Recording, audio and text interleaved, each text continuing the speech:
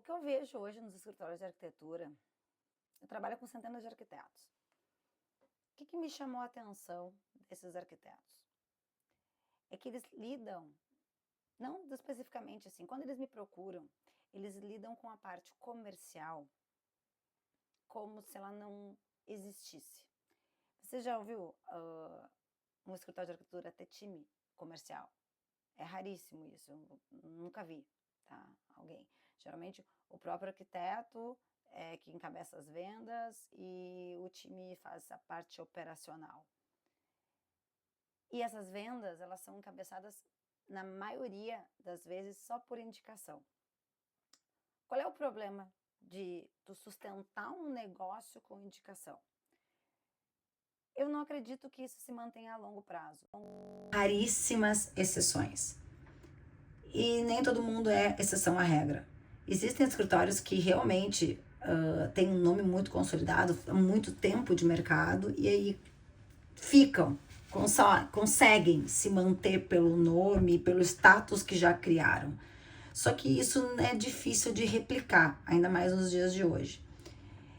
Então, o que eu vejo? Um monte de arquiteto na rede social postando projetos, postando antes e depois. Não que isso seja ruim, postar antes e depois é legal, mas só isso não é o suficiente.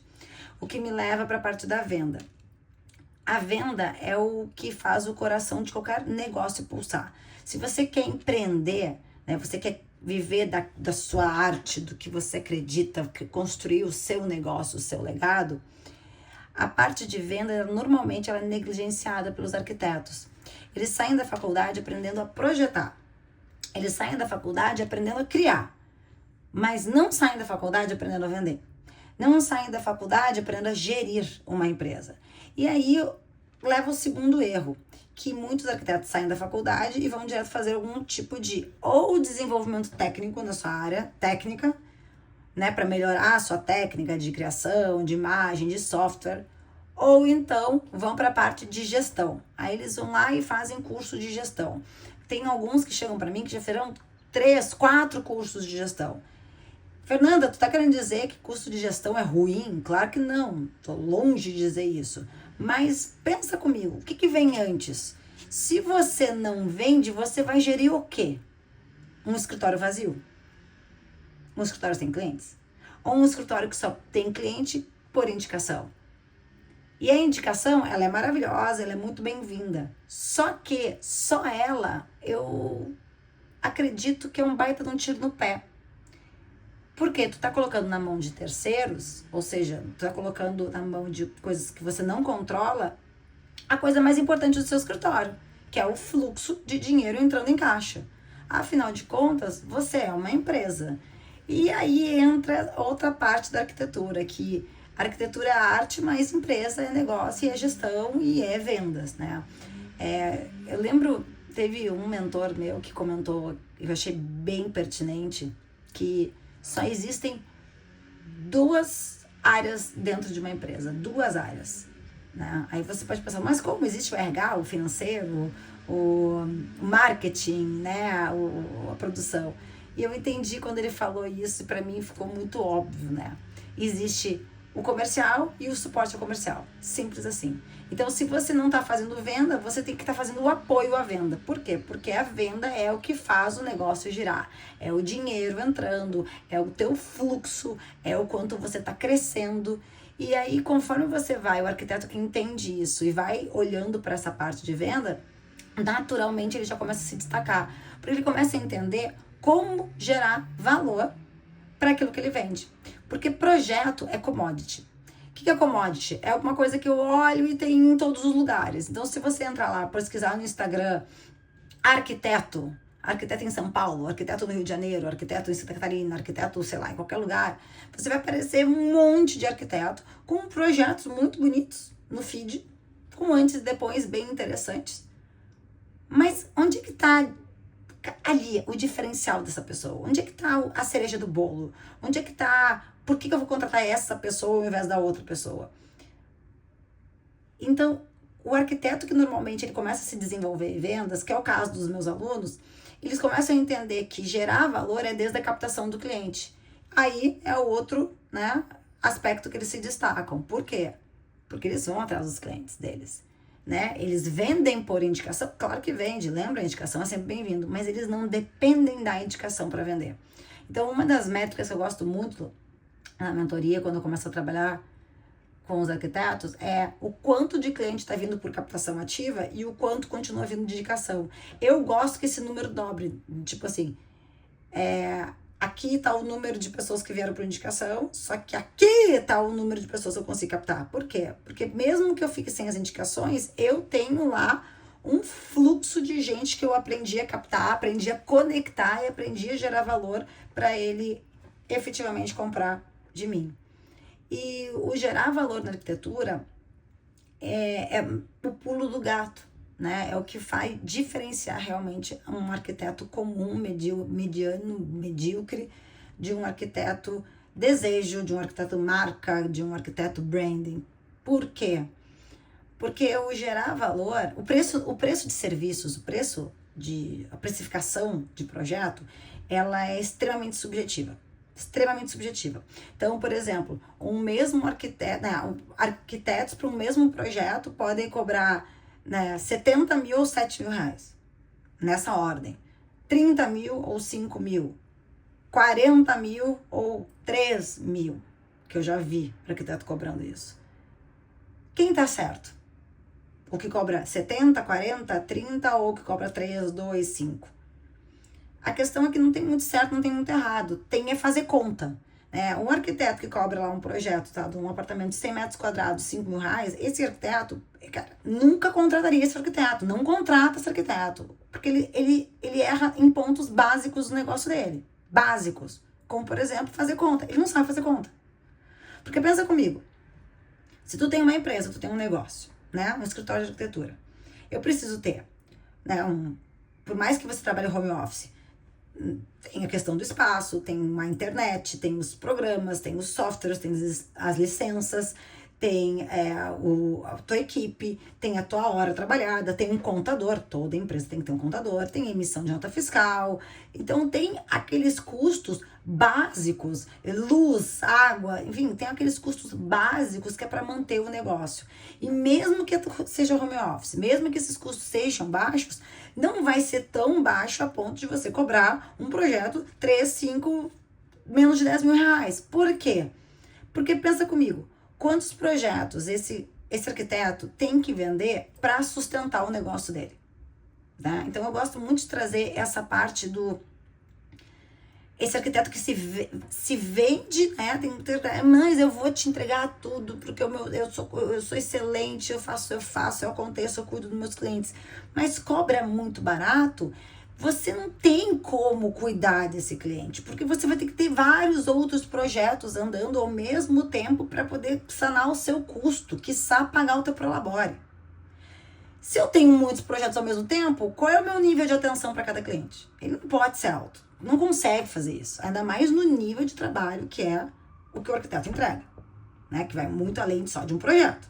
O arquiteto entrega uma série de coisas. O trabalho do arquiteto num cliente pode durar muitos meses, até um ano.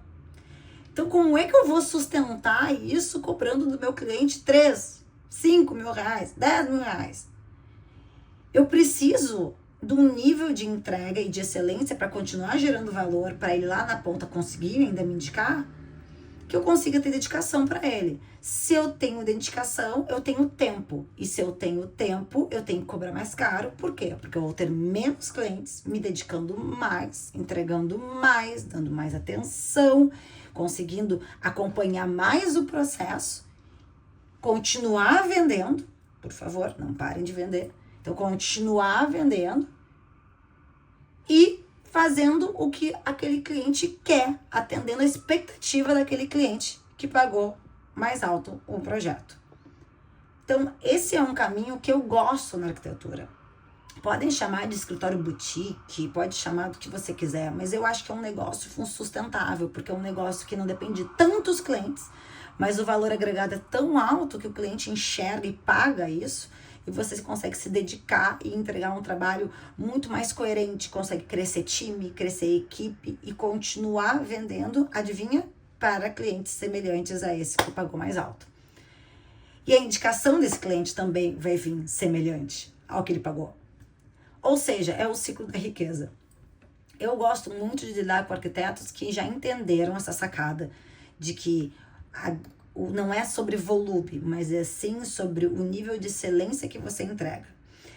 Mas para eu conseguir botar isso para fora, eu preciso mostrar para as pessoas que eu sou diferenciada. Como eu faço isso? Aí entra a questão do marketing. Então tem arquiteto que confunde vendas com marketing. Vendas é uma coisa, marketing é outra. Os dois estão interligados? Extremamente interligados. Venda e marketing andam juntos, só que são coisas separadas. Marketing tem a ver com atração. Não tem uma terminologia, sei lá, em português para marketing. Seria algo como marketar, né? Não tem uma tradução literal. Mas o marketing, ele trabalha a atração. Botar mais pares de olhos em você, no que você faz, nos seus diferenciais, que você pode usar o marketing para colocar isso para fora. Como eu uso o marketing para colocar esse diferencial para fora? Eu gosto muito e ensino para os meus arquitetos algo que eu faço e que mudou muito o meu negócio de uns anos para cá, que fez eu faturar muito e muito rápido com o meu negócio, que é fincar as suas bandeiras. O que é fincar as bandeiras? É você não só falar o que todo mundo fala, postar o que todo mundo posta, é realmente colocar ali usar a tua rede social, usar esses canais onde tem muitos pares de olhos para colocar para fora o que você acredita sobre as coisas. Então, quais são os seus valores inegociáveis? Quais são as bandeiras que você acredita e defende com unhas e dentes? Por exemplo, no meu caso, Fernanda, os meus valores negociáveis é que, primeiro, não precisa mentir para vender. Tem muito mentor aí que ensina a mentir para vender e eu abomino essas pessoas, né? Outra coisa é o arquiteto que é movido pela ganância. Eu não gosto desse tipo de arquiteto, que eu quero dinheiro pelo dinheiro. Eu quero um arquiteto que entenda o que de fato é vender. E eu acho que eu acredito que quando a gente entende o que de fato é vender, muda muito o nosso jogo. E vender nada mais é do que você servir. Então, quanto mais eu vendo e quanto maior o cifrão, mais serva eu sou, mais eu ajudo as pessoas. Então, por exemplo, se tem uma arquiteta que entrou para mim e faturava menos de 100 mil no ano e hoje em dia ela fatura 500 mil no ano, cara, que legal que eu vendi para essa pessoa. Olha a guinada de vida que ela deu. Olha a guinada no negócio dela, no impacto financeiro na vida dela, no ecossistema dela, os fornecedores dela, os funcionários dela. Essa é uma pessoa que está contratando, que está gerando emprego, que está pagando mais imposto para o país. E eu acredito num país com menos políticos e mais empreendedores, tá? Então, eu ajudando essa máquina a fomentar, essa máquina de empreender, eu acredito que eu estou prestando um serviço, um dever cívico meu. Se eu tenho esse talento de ajudar as pessoas, ajudar os arquitetos a venderem mais, a venderem melhores projetos para melhores clientes, eu acredito que é meu dever colocar isso para fora, que eu tenho que fincar essa bandeira. E isso é uma coisa que eu defendo muito forte. Família, Deus, por exemplo, já teve arquiteto que deixou de me seguir no Instagram porque eu posto página da Bíblia antes de dormir, que é a página que eu tô lendo. Ai, que ridículo, Fernanda, agora tu tá querendo evangelizar as pessoas. Cara, eu não tô querendo evangelizar ninguém, eu acho que cada um segue o seu credo. Agora, o Instagram é meu, eu coloco lá o que eu quero, o que eu tô afim, e se eu leio sim todo dia a Bíblia, por que não mostrar isso? Adivinha, eu comecei a atrair arquitetos que também acreditam na palavra, que também tem esse alinhamento de valor comigo. E, acreditem, é muito melhor você trabalhar com alguém que tem alinhamento de valor com você. Então, vocês entendem que essas pequenas bandeiras, esses pequenos marcos, essas coisas que você finca, que você defende, ele vai afastar algumas pessoas e vai conectar com outras pessoas. E essas pessoas que a gente tá afastando, eu não ligo muito pra isso. Eu acredito assim, vai com Deus e segue a tua vida, tá tudo certo, vai pela sombra. Por quê? Porque essa pessoa não ia comprar de mim. E aí que entra outro aspecto da rede social e de marketing. Você tá lá no Instagram para quê? Para fazer amigo, para fazer negócio. Se você tá lá para fazer amigo, você não entende nada do que é o Instagram hoje.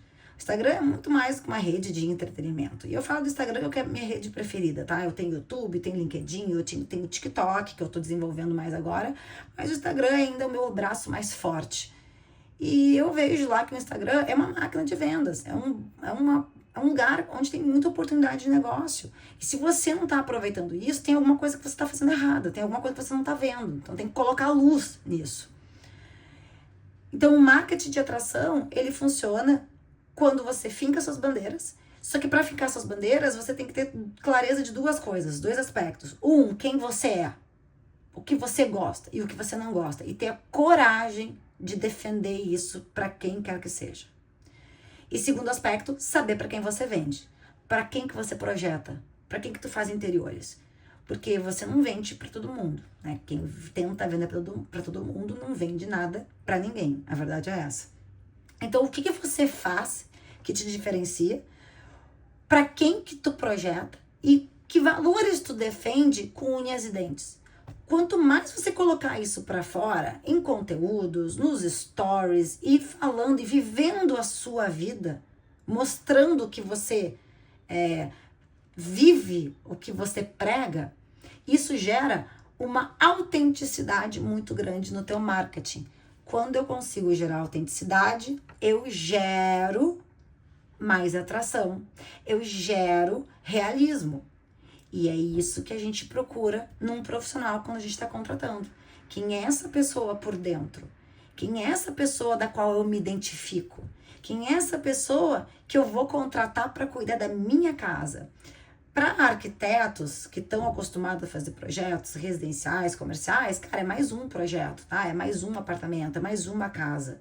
Só que para o cliente, é muito mais que isso. Olha o quanto impacta. Não é só uma casa, é a minha casa. Não é só mais uma clínica. É a clínica que eu depositei aqui anos de trabalho para realizar muitos sonhos para empreender. Não é só mais um escritório. Não é só mais uma academia. Não é só mais uma residência. É a concretização de um sonho, de um plano muito grande. Então, tudo que envolve a arquitetura, e eu acho que essa parte talvez romântica da profissão, eu acho que a arquitetura envolve tudo que é belo, né? Tudo que é bonito, tudo que é belo, tudo que é coerente, tudo que é agradável aos olhos. Só que uma coisa é ser agradável aos olhos, outra coisa é você ter a coragem o suficiente para dizer o que quer, o que não quer, para quem é, para quem não é. O que você está fazendo ali? Por que que você projeta do jeito que você projeta? Por que que você não faz de um jeito ou faz de outro? Então, quanto mais eu coloco a minha personalidade, a minha opinião sobre as coisas, mais fluida a minha comunicação fica, mais autêntica eu fico, mais rápido eu atraio o cliente certo. Esses são dois aspectos sobre vendas, que é marketing e vendas. Existem outras técnicas, mas você entendeu que vai muito além de técnica, muito além de eu ensinar algo, ensinar sobre triangulação de preços, sobre ancoragem, sobre upsell, sobre downsell, sobre cross-sell, que são termos técnicos de vendas que eu normalmente nem costumo falar e não trago para a rede social por um motivo muito simples. Venda já é um tabu, principalmente na arquitetura. Falar de valores, falar muito de vendas, né? Um arquiteto se mostrar vendendo já é meio que tabu na rede social. Então, eu não costumo trazer uma linguagem sobre vendas que vai atrapalhar ainda mais essa pessoa a vender. Então, eu procuro desmistificar. Eu acredito que vender pode ser leve, pode ser simples, tem que fazer parte do teu dia a dia, tem que fazer parte se você quer construir algo grandioso, algo que você vai deixar o seu legado, e tem que fazer sentido, tanto para você, arquiteta, quanto para o seu cliente. E tanto para mim como mentora de arquitetas. Eu acredito que assim a gente constrói algo muito maior, né? Uma vida muito além da arquitetura. Por isso que eu gosto de falar com arquitetas que querem ser empresárias, que querem se enxergar como empresárias, se enxergam muito mais como empresárias antes mesmo de se enxergar como arquitetas. E quando elas estão nesse nível, adivinha? Faz toda a diferença. Faturamento, vendas, histórias que podiam ser muito tristes, de negócios fechando, simplesmente mudando e florescendo e causando muito impacto no mundo e girando essa roda que é empreender. Principalmente no Brasil, que a gente tem uma responsabilidade muito grande. Apesar de eu ter alunos em várias partes do mundo, eu acho que a gente tem uma responsabilidade muito grande de empreender no Brasil.